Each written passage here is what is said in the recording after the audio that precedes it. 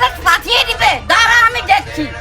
বুঝলে শুভ, আজকে যা হয়ে যাক না কেন মায়া চৌধুরীকে আজকে বাংলাদেশ পাঠিয়েই ছাড়বে। স্যার যা করবেন সাবধানে, আমার ওই মায়া চৌধুরীর নাম শুনলেই বহুত ভয় করে। তোমার কোনো চিন্তা নেই শুভ, আজকে সব কাগজপত্র রেডি করে এনেছি, চলো।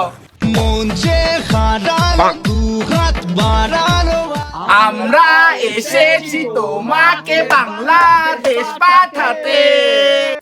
पहचाना मुझे? হ্যাঁ গো, তোমাদের কি কোনো কাজকর্ম নেই? কিসের জন্য এসেছো? আরে এটাই তো আমাদের কাজ। হ্যাঁ এইটাই তো, লোকে দুয়ারে দুয়ারে ভিক্ষা করা। এ তো মহা যন্ত্রণা ভাই।